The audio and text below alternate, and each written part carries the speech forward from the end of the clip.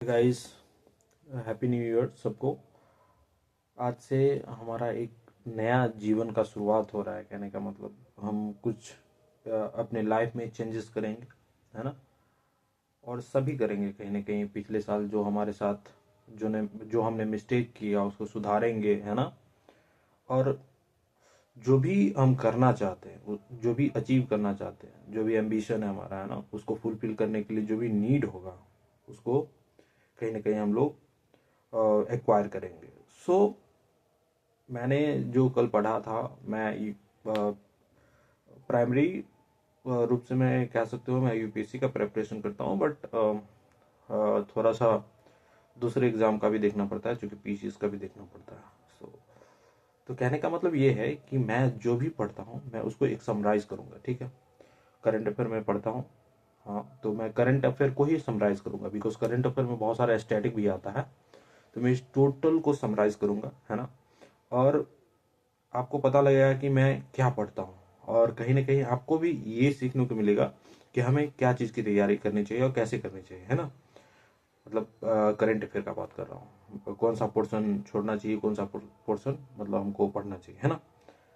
सो पहले मैं बता दूं कि मैं करंट अफेयर कल का बता रहा हूँ। कल का दैट मीन्स कि 31st दिसंबर का बात कर रहा हूँ, 31 दिसंबर 2025 का। सो उसमें एक कहीं ना कहीं रेगुलेशन की बात की गई। पहला मैं टॉपिक उठा रहा हूँ, पहला टॉपिक ये है कि सोशल मीडिया का regulation. Social media out of control होता जा रहा है, क्योंकि वहाँ पे बहुत सारा नेगेटिव कंटेंट आ रहा है ना, और बहुत ज़्यादा सेक्सुअल कंटेंट आ रहा है, उसको सॉफ्ट पॉर्न की तरह देखा जा रहा है। सो इसको रेगुलेट करने के लिए कहीं ना कहीं हमारे देश में एक बॉडी है। बॉडी कहने का मतलब क्या है, सरकार क्या करती है, देखो, रेगुलेट ऐसे नहीं होता है, मैं बताता हूँ रेगुलेट कैसे होता है। सरकार जब कोई कंटेंट देखती है या कोई आईडी देखती है कि इससे ये गलत कंटेंट आ रहा है, तो उसको रेगुलेट करने के लिए सरकार डायरेक्ट अप्रोच करती है उस कंपनी को। और उस कंपनी को वो बोलती है कि आप जो इस तरह के जो भी कंटेंट है इसको हटाओ अपने प्लेटफॉर्म से, है ना। दिन क्या करता है, उस कंपनी के जो भी कहीं ना कहीं सीईओ होते हैं या फिर देन उसको क्या करते हैं, रिमूव करते हैं उस कंटेंट को। तो कहने का मतलब मेरा ये है कि आप सोशल मीडिया को रेगुलेट करोगे, ये एक अच्छा चीज़ है। लेकिन दूसरी चीज़ ये आता है कि हाँ, आर्टिकल 19 क्लॉज 1 का कहीं ना कहीं मिसयूज किया जा सकता है ना। इसको रिस्ट्रिक्ट किया जा सकता है। इससे मैं बताता हूँ कैसे। जैसे बहुत सारे लोग होते हैं जो गवर्नमेंट को क्रिटिसाइज करते हैं, है ना। अब अगर हम इसको रेगुलेट करेंगे तो हो सकता है गवर्नमेंट अपना इच्छा अनुसार क्या करेगा, जो भी गवर्नमेंट को क्रिटिसाइज करते हैं उसको क्या करेगा, वो ब्लॉक कर देगा। सो यहाँ से एक प्रॉब्लम निकल के आती है। तो हमको ये देखना पड़ेगा कि क्या अ, इसको रेगुलेट करने वक्त क्या फ्रीडम ऑफ स्पीच को है ना रिस्ट्रिक्ट किया जा रहा है क्या, है ना। और हमें बहुत ज़रूरी चीज़ यही है कि इसको कहीं ना कहीं हम लोग ध्यान में रख के काम करें। फिर दूसरा टॉपिक जो था हमारा गिग इकॉनमी। इसका बहुत सारा चीज़ है, मैं बता सकता हूँ, पर अभी ये वीडियो लंबा हो जाएगा तो आप देख लेना, मैं टॉपिक सिर्फ डिस्कस कर रहा हूँ, ठीक है। दूसरा आता है गिग गिग इकॉनमी, है ना। गिग इकॉनमी क्या है, इनफॉर्मल सेक्टर इसको बोला जाता है, जहाँ पे क्या होता है कि आपको ना सैलरी मिलता है, मतलब मंथली सैलरी नहीं मिलता है, फिक्स नहीं होता है जॉब, है ना। एक समय में आप बहुत सारा जॉब कर सकते हो। जॉब कर सकते हो क्या मतलब, बहुत सारे कंपनी के लिए काम कर सकते हो, है ना। सो इसको बोलते हैं गिग इकॉनमी। जैसे आप मान लो कि आप ओला चला रहे हो, ऊबर पे भी हो, है ना, स्विगी भी चला रहे हो, मतलब स्विगी पे भी हो आप, है ना।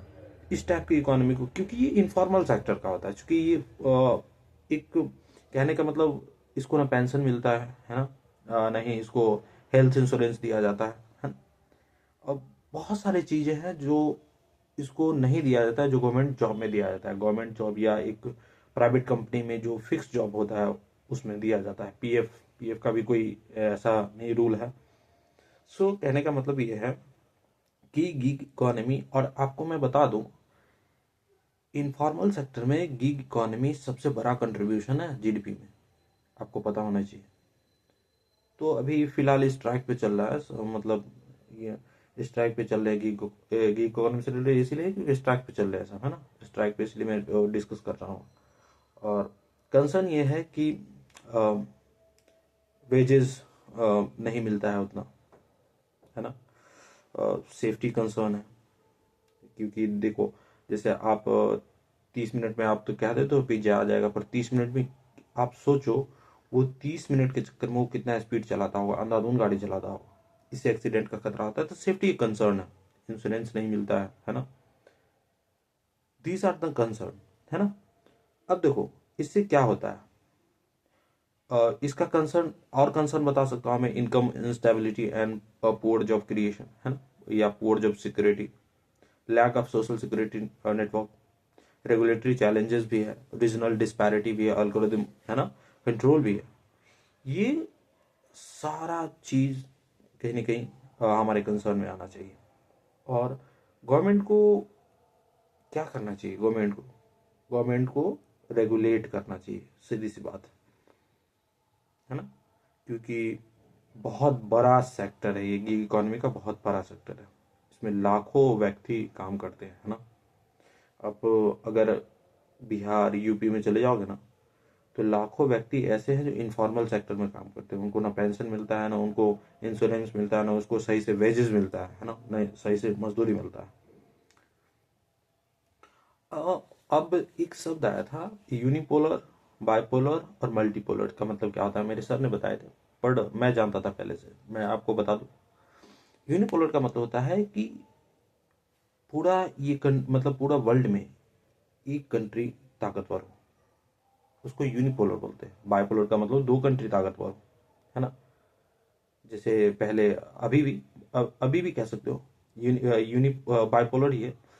पहले यूएसएसआर और यूएसए, ये दो मजबूत कंट्रियां थी, और इन दोनों के बीच में क्या चलता था, कॉन्फ्लिक्ट चलता था, शक्ति के लिए, पावर के लिए। अभी अभी कह सकते हो चाइना है, रसिया है, और यूएसए है। बट आपको पता होना चाहिए कि यूएसए एक अलग खेमे में है, और दूसरे खेमे में है चाइना और रसिया। रसिया पावर लूज करता जा रहा है, ठीक है, तो रसिया किसके साथ अलाइंड है अभी, चाइना के साथ। तो मेन पावर अभी देखो, मेन पावर भी चाइना और यूएसए के बीच में है, रसिया के बीच में नहीं, क्योंकि वो कॉन्फ्लिक्ट में उलझा हुआ है, और शायद अभी 3-4 साल तक वो कॉन्फ्लिक्ट में उलझा ही रहेगा, जब तक अनटिल अनलेस कुछ मिरेकल ना हो जाए, है ना, ये चीज है। और मेरे सर एक और चीज का डिस्कस किए थे, वो था कोल्ड वार। कोल्ड वार क्या होता है समझो। कोल्ड वॉर में आइडियोलॉजिकल क्लैश होता है, मतलब आपको ऐसा नहीं है कि कोई हथियार लेके जाएगा गोली मार देगा, ऐसा कुछ भी नहीं है, आपके विचारों का क्लैश होता है, जैसे कैपिटलिज्म और कम्युनिज्म, है ना। कैपिटलिज्म यूएसए में है, और यूएसए में था, और कम्युनिज्म कहाँ था, यूएसएसआर में, आपको पता होना चाहिए, है ना। तो ये दोनों के बीच में विरोधाभास था। कैपिटलिज्म क्या कहता है कि व्यापार को बढ़ावा दो, है ना, प्रॉफिट और लॉस पे चलता है वो। लेकिन कम्युनिज्म क्या कहता है कि सब बराबर हो, मतलब जमीन, जितने भी पैसा वैसा है ना, और जितना भी धन है सबको बराबर भागों में बांट दिया जाए, ये कहता है कम्युनिज्म। और उसके बाद दूसरा था पावर स्ट्रगल चल रहा था, है ना, जब वर्ल्ड वॉर सेकेंड चल रहा था, उसके बाद ग्लोबल डोमिनेंस किसके ऊपर होगा, मतलब ग्लोबल डोमिनेंस कौन सा कंट्री करेगा, है ना, ग्लोबली डोमिनेंस किसका रहेगा, इस पे भी था। ये पावर स्ट्रगल, ये वर्ल्ड वॉर सेकेंड के टाइम में था, याद रखना। कोल्ड वॉर भी उसी के समय का बात मैं कर रहा हूँ। फिर सिक्योरिटी डायलेमा आता है कि एक का रक्षा करोगे, दूसरे को खतरा रहेगा। ऑफ कोर्स खतरा रहेगा यार, अगर एक अपने आप को रक्षा करने के लिए किसी को बॉम्ब मारा है, तो दूसरे को तो खतरा हुआ ही। इसका मतलब है कि अगर एक को रक्षा करोगे, है ना, एक को डिफेंड करोगे, तो दूसरा का क्या रहेगा, उसको डर रहेगा कि बात खत्म, यहाँ पे बॉम्ब मार सकता है। तुम न्यूक्लियर बॉम्ब, हिरोशिमा का याद करो, है ना। अब इस समय मैं बता रहा हूँ 1945 के बाद का बात कर रहा हूँ। न्यूक्लियर वेपन्स रेस में बहुत सारे कंट्रीज आ गए थे, बहुत सारे नहीं थे, थोड़ा भी बहुत था, पर कह सकते हैं, है ना, कि हमको न्यूक्लियर वेपन बनाना है। क्योंकि इंडिया का भी न्यूक्लियर वेपन बना था, आपको याद है क्यों बना था, बिकॉज थ्रेट था कौन, थ्रेट कौन था? थ्रेट हमारा था पाकिस्तान, है ना। और जैसे ही इंडिया अपना न्यूक्लियर वेपन टेस्ट किया, बात खत्म। पाकिस्तान भी कर दिया। पाकिस्तान किया क्या? पाकिस्तान के पास अपना टेक्नोलॉजी था? बिल्कुल नहीं था अपना टेक्नोलॉजी, वो यूएसए दिया था। लेकिन खैर, जो भी है उसको छोड़ते हैं। कम्युनिस्ट, अब अगर आपको बता दूं कम्युनिस्ट के बारे में, तो ये क्या करता है, प्राइवेट प्रॉपर्टी को एबॉलिश करता है, मतलब प्राइवेट प्रॉपर्टी खत्म कर देता है कि प्राइवेट प्रॉपर्टी किसी के पास नहीं होना चाहिए, है ना। और दूसरा है स्टेट कंट्रोल ऑफ इकोनॉमी, है ना। जो इकोनॉमी है उस पर स्टेट का कंट्रोल होना चाहिए, है ना। ये चीज़ है। और क्लासेस सोसाइटी, मतलब ऐसा नहीं है कि क्लासलेस सोसाइटी का बात करता है इसमें, मतलब क्लास नहीं होना चाहिए, कोई अमीर नहीं कोई गरीब नहीं, सब बराबर। क्या ये पॉसिबल अभी भी है? नहीं, थोड़ा भी बहुत पॉसिबल नहीं। प्लान्ड इकोनॉमी होता है, क्योंकि आप सोचो, क्लासेस है ही नहीं, गरीब और अमीर का कोई बात ही नहीं है। इकोनॉमी प्लान्ड ही होगा भाई। कोई एक राज करेगा तो भाई वो उसका घर हो गया पूरा, अपने आप को घर समझेगा वो, मतलब कि वो उसका कंट्री घर है उसका। एक तरह से राजा वाला हो गया, है ना, राजा वाला हाल, कि मैं रूल करूंगा, हेरिडेटरी हो जाता है उस समय, हाँ, ये चीज। सिंगल पार्टी रूल होता है। मैं अभी जस्ट बताऊं, सिंगल पार्टी क्या कह सकते हो इसको, राजा बोलो राजतंत्र। और लेबर का कोई एक्सप्लॉइटेशन नहीं होता, है ना। ये कम्युनिज्म बेस्ड ही है कि लेबर को जहां तक हो सके क्या करे, उसको फायदा पहुंचाए, है ना। और देखो, फिर तो आ ही जाता है ना, जैसे लेबर क्लास, क्लासेस में तो डिवाइड हो ही जाता है, चाहे कम्युनिज्म कितना भी अच्छे अच्छा बात कर ले, क्लासेस आ ही जाता है। लेबर क्लास, उसके पास पैसा कम होगा। हायर क्लास, सिंपल, डिवाइड हो गया ना दो। कम्युनिज्म किसके कहाँ कहाँ था? यूएसएसआर के समय भी था, चाइना में अभी भी है, क्यूबा में है, नॉर्थ कोरिया में है, और वियतनाम में। ये सारे कंट्री है, कम्युनिज्म यहाँ पे है, ठीक है। मैं आगे डिस्कस करता हूँ, मैं आगे डिस्कस क्या करूंगा, जस्ट अभी बताऊंगा, ठीक है। डिस्कस क्या करना है, मैं 1991 में यूएसएसआर 15 कंट्रीज में डिवाइड हुआ था, है ना। उसके बारे में बताऊंगा, 15 टोटल 15 कंट्रीज के बारे में बताऊंगा। इसको आपको प्रिपेयर करना ही पड़ेगा, है ना, क्योंकि जब तक आप नहीं इसको प्रिपेयर करोगे वर्ल्ड इकोनॉमी नहीं समझ में आएगा। बिकॉज जब टूटा था कोल्ड वॉर के बाद, जस्ट कोल्ड वॉर खत्म हुआ था 1991 में, और वो टूट गया, पूरा का पूरा डिवाइड हो गया यूएसएसआर। पूरा बहुत बड़ा कंट्री था यार, आधा यूरोप ले, मतलब आधा यूरोप उसमें था, आप समझ सकते हो। तो इससे पहले मैं एक डिस्कस करूंगा सिंकाकू आइलैंड्स के बारे में। ये क्या था? ये जो है सिचुएटेड है ओकिनावा, जो कि जापान में पड़ता है ना, ताइवान और मेनलैंड चाइना से ये क्या है, इसके बीच में है। आप देखोगे तो जस्ट मैं बताता हूँ, साउथ चाइना सी है ना, साउथ चाइना सी के पास पड़ता है वो, छोटा सा आइलैंड है। मेन बात है कि चाइना में इसका नाम क्या है, चाइना में इसको बोला जाता है दियाओ आइलैंड, और ताइवान में दियाओती आइलैंड बोला जाता है। अच्छा, लेकिन अभी इस पे कंट्रोल क्या है, किसका है?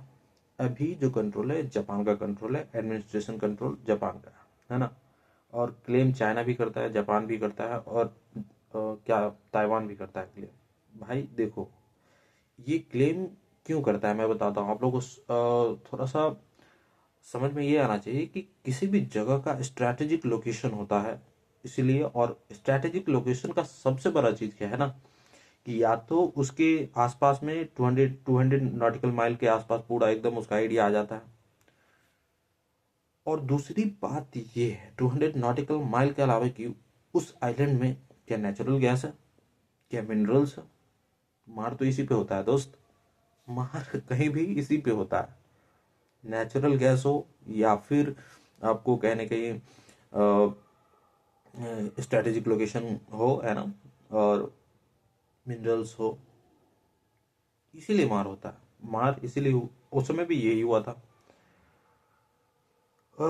ईस्ट चाइना सी, है ना, से लगे हुए हैं, मतलब उसी में है। और एक चीज बताता हूँ इसका,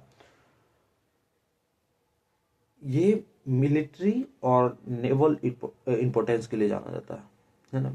चूंकि मैं बताता हूँ, जैसे हमारा इंडियन ओशियन है ना, अगर हम कोई चीज़ कर रहे हैं और इंडियन ओशियन पे हमारा कंट्रोल नहीं है, समझो मेरी बात, और हम इंडिया का क्लोज पड़ता है इंडियन ओशियन के ऊपर, मतलब पूरा क्लोज है, उसमें कोई याद रखो स्पाइसी घुस गया, तो हमारा जितना भी डेटा है टोटल डेटा इनक्रिप्ट डिस्क्रिप्ट कर लेगा कौन? सामने वाला कंट्री। जैसे चाइना हमारे साथ करता है ना, बार बार अपने स्पाइसेस को कहाँ भेज देता है? श्रीलंका के पास भेज देता है। सो ये एक प्रॉब्लम होता है ना। इसी देखो, इसी के लिए कोई भी कंट्री चाहता है कि हमारा ये आइलैंड हमारा हो जाए, यहाँ पे हम पोर्ट बनवा दें, है ना। क्यों भाई, अपना पैसा क्यों खर्च करेगा कोई? इसीलिए ताकि उसका डोमिनेंस हो। अभी भी ग्लोबल डोमिनेंस बनाने के चक्कर में चाइना बहुत आगे रहता है। चाइना, यूएसए, अभी दो ही है। मैं अभी जस्ट पहले बताया था ना कि अभी भी किसका कौन सोच रहा है कि हम आगे जाएं? दो ही कंट्री है, मतलब बाइपोलर है। एक है चाइना और एक है यूएसए। अरे रसिया तो ऐसे ही उलझा हुआ है, रसिया तो ऐसे ही बदनाम है ना। सो यहाँ पे नेचुरल रिसोर्सेज भी हैं, सिंकाकू आइलैंड में नेचुरल रिसोर्सेज भी हैं, और बहुत बड़ा ग्राउंड है जहाँ पे फिशिंग किया जाता है वहाँ पे, है ना, फिशिंग। आप समझो, एक्सक्लूसिव इकोनॉमिक जो अभी मैं जस्ट बताऊँ, कंट्रोल देता है उस पर। अगर उसका आइलैंड जैसे कब्जा लोगे तो वो आइलैंड तो 200 नॉटिकल माइल के अंदर में तुम्हारा कंट्रोल है ना। और यहाँ पे तुम, अगर तुम्हारा आइलैंड है तो भाई तुम क्या कर सकते हो? तुम जानते हो, यहाँ पोर्ट भी बना सकते हो, अपना डॉक कर सकते हो। एक्सक्लूसिव इकोनॉमिक जोन मैं अभी जस्ट बताया हूँ, ठीक है। तो these are the moral of the story कि शिंकाकू आइलैंड किसके किसके बीच है? चाइना ताइवान और जापान के बीच में, ठीक है। इस पे एडमिनिस्ट्रेशन कंट्रोल किसका है? जापान का है ना। और क्लेम कौन करता है? चाइना भी करता है, ताइवान भी करता है और जापान भी करता है क्लेम, है ना। इसका स्ट्रैटेजिक लोकेशन बता दिया कि यहाँ भाई, यहाँ पे नेवल बेस बनाया जा सकता है। नेवल बेस के अलावा यहाँ पे नेचुरल गैस है ना। और सारा क्या चीज़ है? फिशिंग, यहाँ पे फिशिंग ग्राउंड बहुत बड़ा है ना। कहीं ना कहीं ट्रेड में भी एक सरप्लस है यहाँ पे। सो अब तुमको मैं बता दूं कि चाइना इतना आगे बढ़ क्यों रहा है। चाइना इसलिए बढ़ रहा है ना, और यूएसए को इतना थ्रेट इसीलिए लग रहा है क्योंकि यूएसए की इकोनॉमी का 66% चाइना हो गया है। आप समझ रहे हो भाई, इंडिया यहाँ पे कहीं भी स्टैंड नहीं करता है, इंडिया आसपास भी नहीं आता है। मैं सच बता रहा हूँ। देखो, वो जो नेता लोग बोलते हैं ना कि हम यहाँ पहुंच गए वहां पहुंच गए, अरे यार छोड़ो वो सब चीज, फालतू की बातें हैं यार। वो तो अपने पार्टी के लिए काम करते हैं, है ना। नेता का बात मत सुनो, है ना। जैसे अगर क्वेश्चन आता है क्रिटिकली एग्जामिन, है ना, तो तुम क्या वहां पे सिर्फ नेता का साइड लोगे क्या? वहां पे तुमको दोनों साइड रखना पड़ेगा, है ना। ऐसा नहीं कि हमारा देश पीछे है, बहुत पीछे है, नहीं, बिल्कुल नहीं। बहुत पीछे भी नहीं है, पर बहुत आगे भी नहीं है ना। हमको खुश होने का जरूरी नहीं है, इस पर काम करने का जरूरी है, सीधी सी बात है। और आपको पता भी है कि वर्ल्ड में सबसे बड़ा नेवी किसके पास है? चाइना के पास है यार, चाइना के पास। यस, बिल्कुल। चलो एक और चीज है, एफटीए साइन हुआ है, मतलब फ्री ट्रेड एग्रीमेंट न्यूजीलैंड के साथ साइन हुआ था। अरे ये तो मतलब 5-6 दिन पहले का न्यूज़ है, पर मैं बता दे रहा हूँ इसे, है ना। तो न्यूजीलैंड के साथ एफटीए साइन हुआ, तो क्या एफटीए क्या इम्पैक्ट कर सकता है तुम बताओ। मैं बताता हूँ, एफटीए फ्री ट्रेड एग्रीमेंट जो है ये क्या कहीं ना कहीं इम्पैक्ट करेगा एक कंट्री के ऊपर। बहुत बड़ा इम्पैक्ट डालता है, मैं बताता हूँ। सबसे पहला चीज कि जो भी सामान पे टैरिफ लगता था, है ना, या जो भी सामान पे सेस लगता था, उसमें कटौती होगी, मतलब सामान अब सस्ता मिलेगा हमको। एक्सपोर्ट बढ़ेगा, हमेशा याद रखना, एक्सपोर्ट एक्सपोर्ट बढ़ेगा। लेकिन आपको सेम टाइम में आपको ये भी याद रखना पड़ेगा, इंपोर्ट भी बढ़ सकता है। बिकॉज आप देखो, अगर मान लो कि हमारे पास मैन्युफैक्चरिंग कैपेसिटी नहीं है ना, और हम उतना लार्ज स्केल पे मैन्युफैक्चर नहीं कर सकते, हमारे पास इंडस्ट्री नहीं है। लेकिन सामने वाला कंट्री आप उसके पास है तो वो एक्सपोर्ट बढ़ा देगा, मतलब ट्रेड डेफिसिट बढ़ जाएगा हमारा, सीधी सी बात है। और ट्रेड डेफिसिट बढ़ना किसी कंट्री के लिए अच्छा बात नहीं होता है यार। उसके जो है ना ट्रेजरी से वो जो डॉलर है वो टाइम टू टाइम यानी कि कंटिन्यूसली वो खत्म होते जाता है, डॉलर इकोनॉमी गिरते जाएगा। आप समझो इस बात को। तो कहने का मतलब है एफटीए एक अच्छा भी रोल अदा कर सकता है और एक खराब रोल भी अदा कर सकता है if don't have industries and a manufacturing large manufacturing capacity।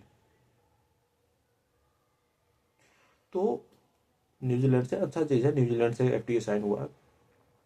और एफटीए में सिर्फ हमारा कंट्री यही नहीं साइन करता है, साइन आउट कुछ करता है कि मजदूर आराम से मोबिलिटी, मजदूर जो लेबर का मोबिलिटी है आसानी से हो सके, आ जा सके, है ना।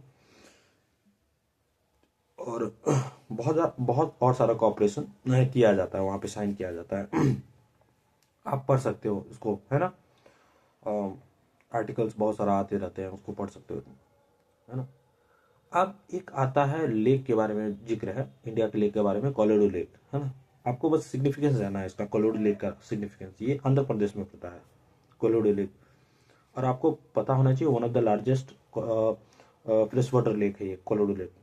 तो आपको ये जानना जरूरी है कि इसका लोकेशन क्या है। लोकेशन आंध्र प्रदेश है। और ये कहीं ना कहीं फ्रेश वाटर लेक है। और यहाँ पे ब्लैक ड्राइड फिश बहुत प्रचलित है ना। ब्लैक ड्राइड फिश, इसे देखो, ब्लैक ड्राइड फिश क्या होता है मैं बताता हूँ। जब मछली को क्या किया जाता है, धूप में सुखाया जाता है। जैसे मछली को मार के और उसको धूप में सुखा दो, है ना। तो धूप में सुखाने के बाद क्या होता है, इसमें ब्लैक कलर का, मतलब वो ब्लैक हो जाता है, हल्का हल्का वो कलर आ जाता है, उस पर चढ़ जाता है। इसको बोलते हैं ब्लैक ड्राइड फिश। मतलब इसको, इस पे कोई नमक नहीं लगाया जाता है। जैसे नॉर्मली क्या होता है कि हम सुखाने के लिए नमक का यूज करते हैं, तो इस पे कोई नमक नहीं लगाया जाता है। सो उसके बाद है, इसको बोला भी जाता है peerless fishermen's paradise and bird heaven, इसको बोला जाता है इस लेक को।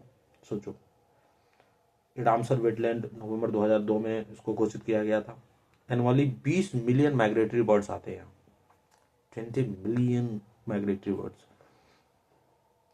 और यहाँ पे जो स्पीसीज पाया जाता है वो है grey pelican, painted stock, open build stock, है ना। ये जो है स्पीसीज है, स्पीसीज का नाम है। और माइग्रेटरी बर्ड कहाँ कहाँ से आते हैं, साइबेरिया से आते हैं, सेंट्रल एशिया से आते हैं और हिमालय से आते हैं। ये सारे जगह है, लोकेशन है जहाँ से माइग्रेटरी बर्ड आते हैं इस कोलोडो लेक में।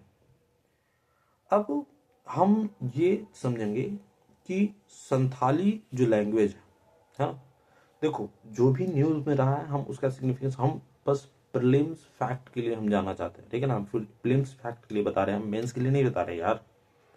मेंस के लिए मैं नहीं बता रहा हूँ, ठीक है। तो आप इतना याद रखना, मैं सिर्फ फैक्ट बताता हूँ। और फैक्ट ही फिलहाल आपका पहला स्टेप ही होता है, फैक्ट जानना, याद रखना, जिसमें कोई दो राय नहीं है, फैक्ट जानो। सो संथाली लैंग्वेज क्या है, आपको पता होना चाहिए। संथाली लैंग्वेज जो है 92nd कॉन्स्टिट्यूशनल अमेंडमेंट एक्ट के द्वारा 2003 का बात है, जोड़ा गया था इसको, है ना। आपको पता होना चाहिए संथाली लैंग्वेज। और आपको पता, ये भी पता होना चाहिए ये most ancient living tribal language है, ठीक है ना। और इसको डेवलप कौन किया था, पंडित रघुनाथ मुर्मू। कौन कौन डेवलप किया था, स्क्रिप्ट है संथाली लैंग्वेज का, स्क्रिप्ट को डेवलप कौन किया था, पंडित रघुनाथ मुर्मू, ठीक है। और आपको जैसे ही पता है कि 8th शेड्यूल में इसको लैंग्वेज को डाला गया है 20, अभी तो 22 लैंग्वेजेस है। स्टार्टिंग में कितना था, 14 लैंग्वेजेस था, आपको पता होना चाहिए। आगे मैं डिस्कस भी करूंगा वो 14 लैंग्वेज कौन कौन सा है, ठीक है। सो इतना बात जाना जरूरी है आपको, और दैट्स इट। और आगे मैं अभी जस्ट बताऊंगा, ठीक है, आगे इसके। तो मैं शुरुआती में जो 14 लैंग्वेजेस आपको याद रखना है कि कौन कौन सा लैंग्वेजेस था। तो मैं धीरे धीरे बता रहा हूँ, पॉज करके आप लिख भी सकते हो, अदरवाइज आप गूगल भी कर सकते हो, कोई दिक्कत नहीं है उसमें, ठीक है। लेकिन सुन लो आप, ठीक है। सिर्फ 1950 में जो लैंग्वेज 14 लैंग्वेज ऐड किया गया था एज एन ऑफिशियल लैंग्वेज, वो कौन कौन था आपको पता होना चाहिए। नेशनल लैंग्वेज हमारा नहीं है भाई, चाइनीज का नेशनल लैंग्वेज चाइनीज है, मतलब। तो हमारा कोई नेशनल लैंग्वेज नहीं है, हमारा ऑफिशियल लैंग्वेज है। स्टार्टिंग में 14 ऑफिशियल लैंग्वेज था, और 14 ऑफिशियल लैंग्वेज कौन कौन था? आसामीज था, बंगाली था, गुजराती था, हिंदी था, कन्नड़ा था, कश्मीरी था, मलयालम था, मराठी, ओडिया, पंजाबी, संस्कृत, तमिल और तेलुगु, उर्दू। ये सब क्या था? हमारा 14 लैंग्वेज स्टार्टिंग में ऐड किया गया था as an official language. Then आता है 21st amendment act, constitutional amendment act 1967, और इसमें सिंधी को जोड़ा जाता है। किसको जोड़ा जाता है? सिंधी को। देन आता है 71st कॉन्स्टिट्यूशनल अमेंडमेंट एक्ट 1992, और इसमें जो 3 लैंग्वेज को जोड़ा जाता है वो है कोंकणी, मणिपुरी जिसको मेथी बोलते हैं, और नेपाली। ये 3 लैंग्वेज को हमेशा याद रखना, इससे क्वेश्चन आ सकता है भाई। क्वेश्चन आ सकता है कि आपको और लैंग्वेज का ऑप्शन दे देगा, आप बोलेगा बताओ 71st अमेंडमेंट कॉन्स्टिट्यूशनल अमेंडमेंट कौन कौन सा लैंग्वेज ऐड किया गया था। इस तरह से क्वेश्चन आ सकता है, तो बी प्रिपेयर, है ना, फॉर दैट। और तो ये 3 लैंग्वेज, कोंकणी था, मणिपुरी था, और कौन था? नेपाली था। ये ऐड किया गया था सेकंड, हमेशा याद रखना। मैं ये तो 21st था अमेंडमेंट एक्ट, और आपको बता दो 71st था, लेकिन ऐसे बोलेंगे तो दूसरा, मतलब लैंग्वेज को ऐड करने के लिए दूसरा अमेंडमेंट था। उसके बाद आता है 92nd अमेंडमेंट एक्ट 2003, जिसमें 4 लैंग्वेज को ऐड किया जाता है। वो 4 लैंग्वेज कौन था? बोडो था, डोगरी था, मैथिली था, और संताली था। क्या था? संताली। समझ में आ गया? कोई दिक्कत? यहाँ तक अगर कोई प्रॉब्लम है तो feel free to type in the comment section, and आप कुछ भी टाइप कर सकते हो। आपको अच्छा लगा तो अच्छा कह सकते हो, अप्रिसिएट कर सकते हो, नहीं अच्छा लगा तो फिर आप डिसलाइक कर दो, है ना। ठीक है, तो आगे बढ़ते हैं। मैं एक चीज बताता हूँ, ये सेशन थोड़ा लंबा लंबा होगा, तो मैं क्या करूँ इस लंबा को, मतलब पूरा लंबा सेशन डाल दूँ या फिर कट कर दूँ, है ना। बिकॉज बहुत सारा मेरे पास कंटेंट है, और मुझे लगता है कि इतना ज़्यादा हो जाएगा क्या? आई थिंक लगता है ज़्यादा हो जाएगा। ठीक है, तो यहीं पे रहने देते हैं, ठीक है, क्योंकि बहुत ज़्यादा हो रहा है कंटेंट। लगभग लगभग 27 मिनट हो गया है ना।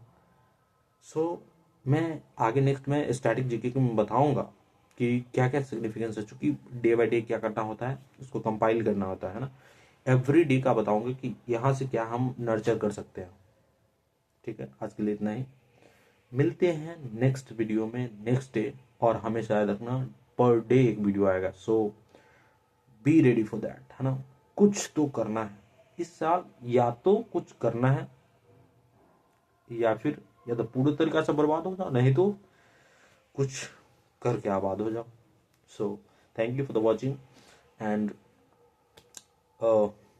मिलते हैं नेक्स्ट वीडियो में। Thank you.